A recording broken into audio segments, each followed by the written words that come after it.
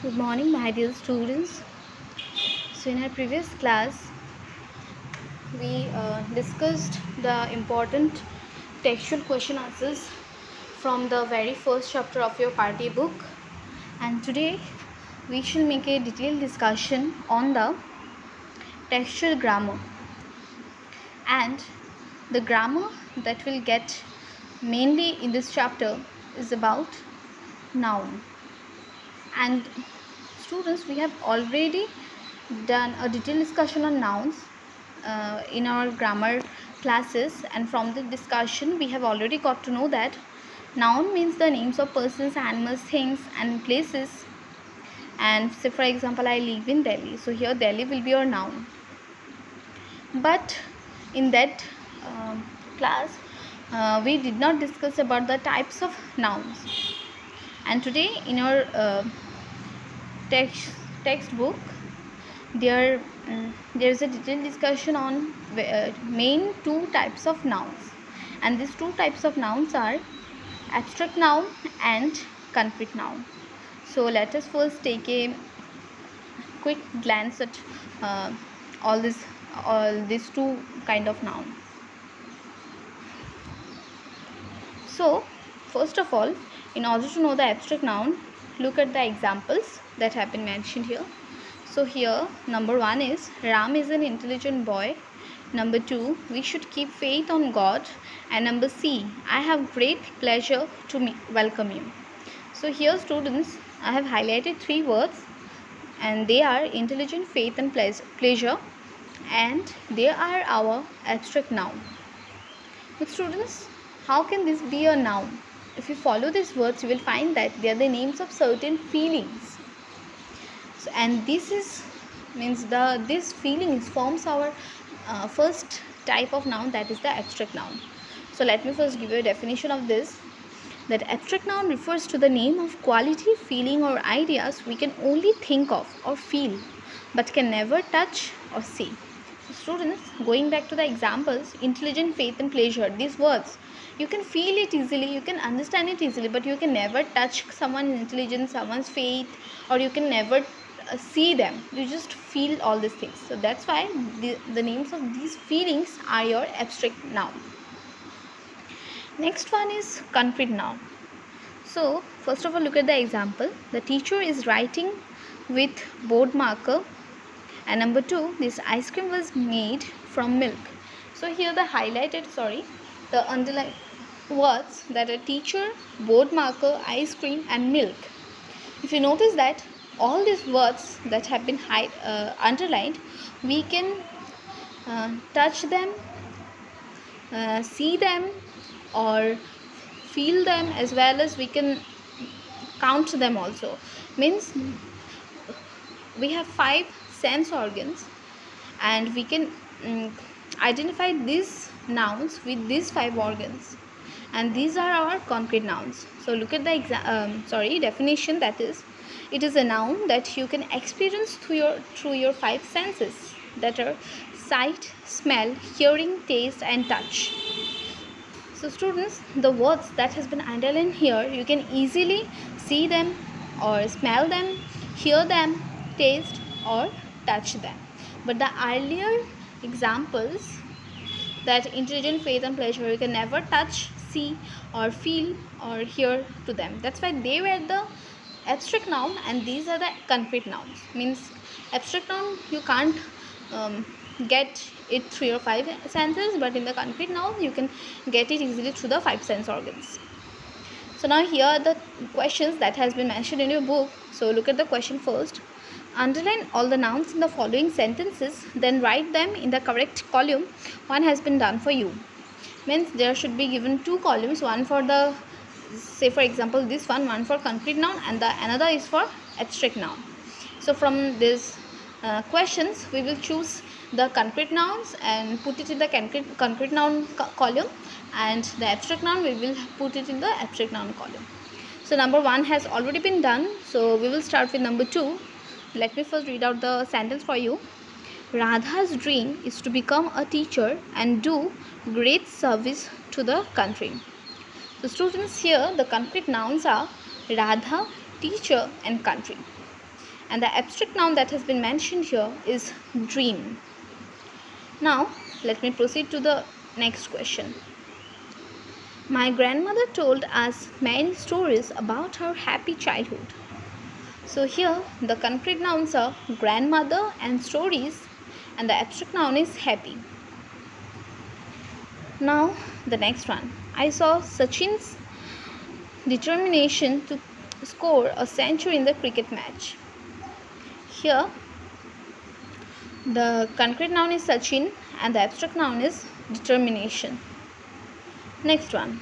The doctor gave Rahul good service. Here the concrete noun are doctor and Rahul, and the abstract noun is advice. Now the next one. I made promise to my father to work hard. Here the concrete noun is father and the abstract noun is promise.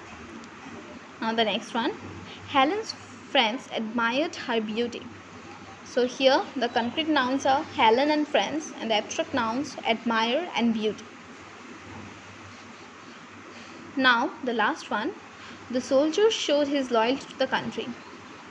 So here soldier and country are the concrete noun and loyalty is the abstract noun. So I hope you have well understood the distinction between a concrete noun and an abstract noun. Now we will proceed to the next type of nouns, that are countable noun and uncountable noun. So first of all, look at the examples.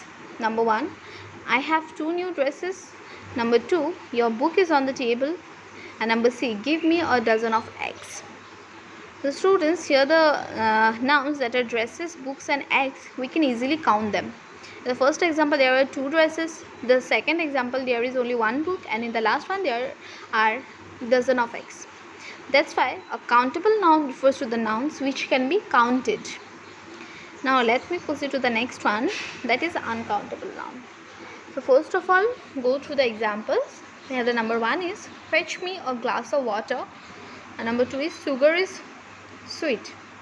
So here the highlighted words that are water and sugar, you can never count them. That's why they are the uncountable noun. Hence an uncountable noun refers to the noun which we cannot count. Now here are your questions that is included in your textbook. Let me first read it out. Choose a noun from the following sentences and then put them in the 2 columns of countable and uncountable nouns. So here again some questions are given which we need to put it in the column of countable and uncountable noun. So here the first question is, my father got me an umbrella, a towel and a pair of some sunglasses and some sunscreen before we went to the beach. So here the countable nouns are umbrella, towel and sunglasses, and the uncountable nouns are beach, sunscreen. Now number 2, we ate bread and apples at the picnic. Here the countable nouns are bread and apple, and the uncountable noun is picnic. Now number C, I am going to buy a bat and a tennis racket. Here students, there is no uncountable noun. The countable nouns that are given here are bat and tennis racket. Next, number D, there is an elephant in the field. So here the countable noun is elephant and the uncountable is field. Now the next one, do you have indoor plants? So here plants is the countable noun and there is no uncountable noun. Next one, we need to buy shoes and flashlights for our campaign trip. Here the countable nouns are shoes and flashlights, and the uncountable noun is campaign trip. And the last one is cereals and milk are good for health. Here the uncountable nouns are milk and cereals. So students, we have already done countable and uncountable noun also, and I hope there will be no doubt in any of these nouns. Now let me proceed to the next grammar that is mentioned here, and it is simile.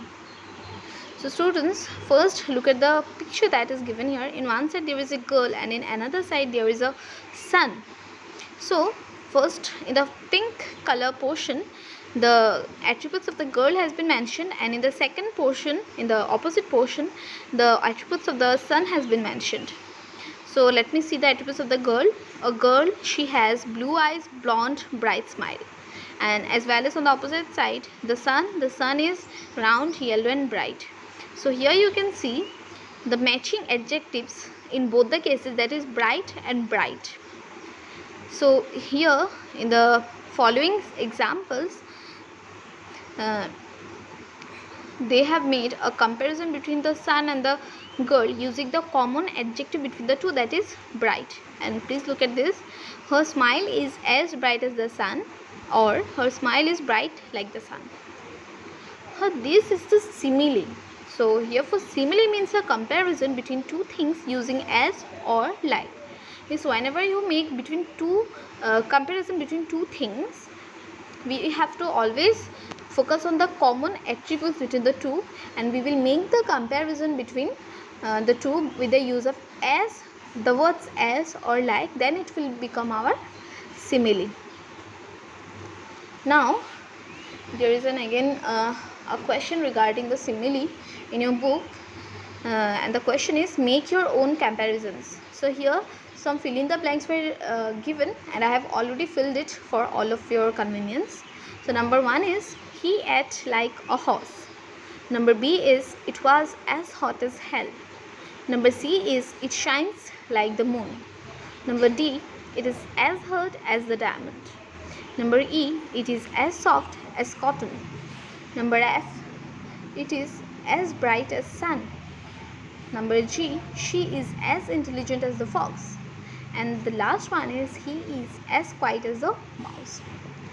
So students, I hope you have well understood all the textual grammars that have been mentioned here, and this is the end of this chapter. The main textual grammars that we have got here are abstract noun, concrete noun, countable noun and uncountable noun, and also about similes.